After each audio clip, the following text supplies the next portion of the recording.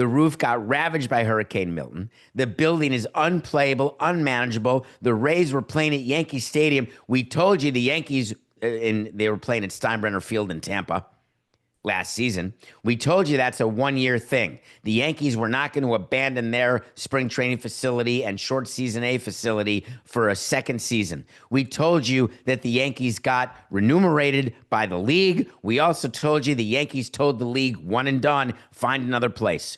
Then we went through all the machinations. Will it be Nashville? Could it be Montreal? No. Where could they play? Could they share a stadium with the Marlins in Miami? None of that was going to happen. The only solution for Major League Baseball as they head into a bargaining year was for Tropicana Field to be repaired and for it to be ready by opening day 26 when there will be a full season. So St. Petersburg passed all these, its council passed 30 million, 40 million, 50 million. Do I hear 60 million? Let's fix some offices. Let's get a blow dryer and see if we can dry some of the spots that got damaged by water. All of the other things that require money, patience, time. It's just the biggest eyesore was the roof. But that's like sort of looking at someone on the outside and saying, wow, you've got, a strange thing on your nose and you don't realize what's going on underneath the surface. Underneath the surface of the broken roof was a dilapidated stadium, was a stadium that the Tampa Bay Rays, Major League Baseball, and all the players did not ever want to step foot in again. Oakland Coliseum-like, mausoleum-like in terms of crowds and atmosphere. And this is coming from me. This is coming from the guy who had 5,000 people in a brand new stadium all the time. Trust me, I get it. Not perfect. However, that was many, many years ago.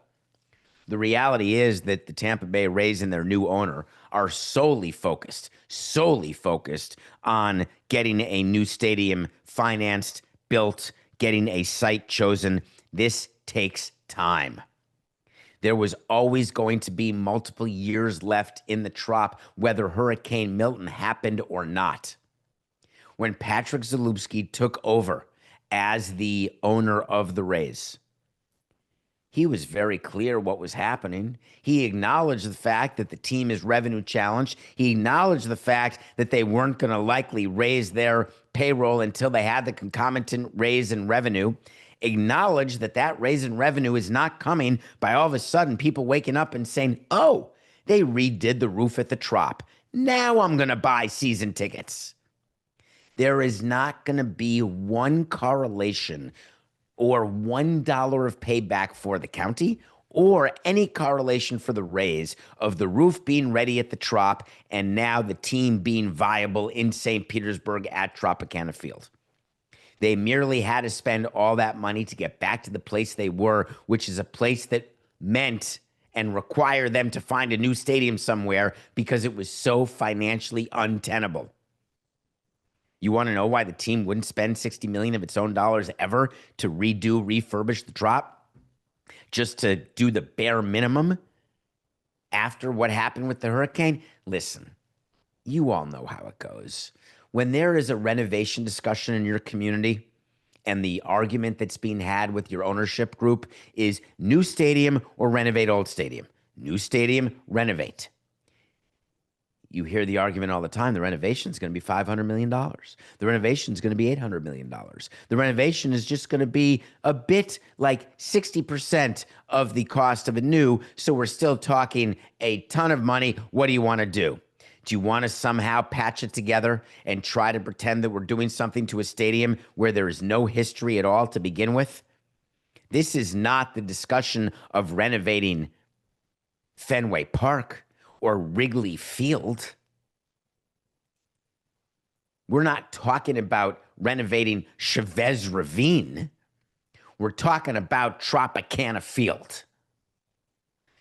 The amount of money, that $60 million that's been put in to make it okay for them not to play at Steinbrenner Field, to make it okay for the Rays to stay in Tampa, for the employees to stay home, for all the reasons MLB wanted Tampa to play in Tampa until it got a new stadium in Tampa. The problem is what we're going to be subject to as part of collective bargaining is that Tampa, its payroll, it's not high enough. The team is not going to be good enough. This stadium is not going to be acceptable to the union, to the ownership group, to the fans. All of it is a problem. But what is baseball good at? It's the same thing you're good at. It's the same thing I'm good at.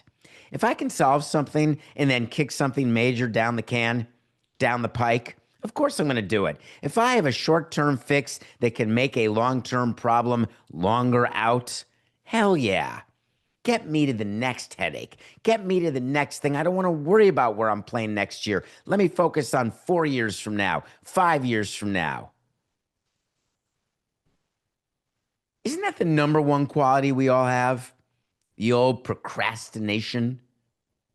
My view of procrastination is that if you do it well enough, the thing you're procrastinating actually no longer needs to be done, and you don't have to do it at all, because otherwise, why would you procrastinate? It's like procrastinating when you get a term paper, for those of you in school, when you have to have an assignment that's due in 4 months, and then you procrastinate it and you're 2 nights out and you haven't done squat and you freak out and you have to pull 2 all-nighters to get it done. That is next level procrastination. I love it, because you could have done it 4 months ago, gotten rid of it, and then gone out those last 2 nights before it's due while everyone else is sweating and panicking. What I love procrastinating are things not that I know are, excuse me, I didn't get that button fast enough. 4869. What I love procrastinating are things that have an opportunity to disappear. Assignments don't go away. A need for a new ballpark doesn't magically go away. Player problems can go away. You can procrastinate a player, man. I've done that. You just wait for the contract to expire and then you move, you release. You just don't re-sign. I've done it with employees, done it with players. I've done it with family issues. Just don't talk about it. It'll go away. I don't need to talk about this 4th grade assignment with my 4th grader and have an argument with the mother over this 4th grade assignment because, the kid's in 5th grade. It went away. Now, you may think that the ostrich in the head when it comes to dealing with issues is not smart. Don't do it, because when you lift up your head and you look around, you've got something going on, other issues. Hell yeah. There's always other issues. The Tampa Bay Rays will always have other problems. But man, they did not want Tropicana Field to be one of them. And they got their wish. The repairs are almost done. Way to go.